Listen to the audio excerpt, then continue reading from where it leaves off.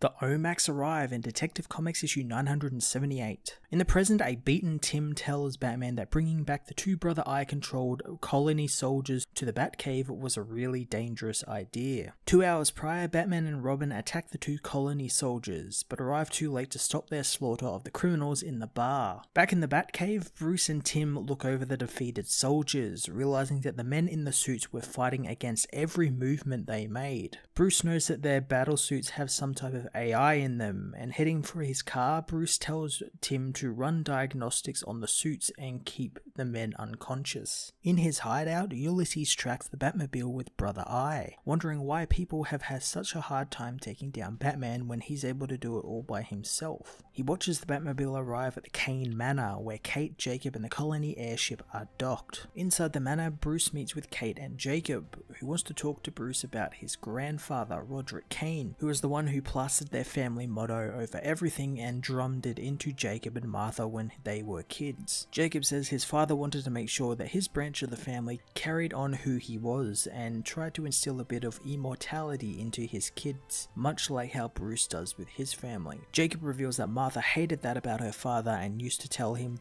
that being together needed to be earned. Kate says she is glad Bruce came since she wants to tell him that the colony soldiers who attacked the criminals the night before were not theirs and someone is trying to pit them against one another. Bruce tries to bait Kate, but she doesn't bite, saying that she's trying to earn being together with Bruce and the family, and this is how she wants to do it. Back at the cave, Tim runs his diagnostics on the soldiers as Cassandra arrives, scaring him. Tim asks Cassandra if she is okay, but Cassandra asks if everything they do in the cave and outside in Gotham is good. Tim says that he thinks that they do their best to be good, but they can and have made mistakes. Mistakes, Cassandra says, like Clayface. As Tim tries to talk to her about being her new scene partner to replace Basil in her theatre training, he realizes that the transformation in the soldiers was what didn't make sense to him. Programming the computers to look for any traces of nanotechnology in the soldiers, Tim finds Ulysses' tech in them and realizes he's planning on killing them all. As Luke and Jean-Paul look around the colony airship, Ulysses begins to shave his head, telling Brother Eye to activate all systems and take control. The colony soldiers begin to be overtaken by Ulysses' nanotech, morphing them. As Bruce is told and shown evidence about the rogue colony soldiers, an alarm goes off, alerting the three to an attack incoming. In the cave, Tim's systems are overtaken by Ulysses, who wishes to be called the General from now on as his soldiers are morphed into OMACs. Tim calls him insane, but he says there is a role in the coming war for Tim as Robin morphs into an OMAC himself. Detective Comics issue 978 saw the General make his move against the Bat family and the colony as he deployed Brother Eye to deal with them. Bruce and Kate's interactions this issue were really good, and I love that we're getting more and more about their family ties, especially since that I think a lot of people seem to forget that they are cousins and are actually related to one another.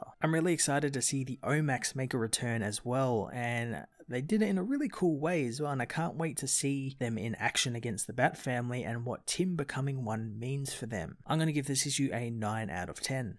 Hey everyone, thanks for watching my newest video. If you enjoyed it, you might also like to check out my other reviews here on my channel. You can also follow me on various social media platforms like Twitter by searching Matt_FOS, or even join the Comic Multiverse Discord server and chat with other comic book fans, including myself and Joel from Cape Joel. Want cheap comics and trades? Head over to the book depository with the link in the description to get the cheapest trades and comics around, along with free shipping anywhere in the world. Until next time, this has been Matt of the Fortress of Solitude. Thank you so much for watching.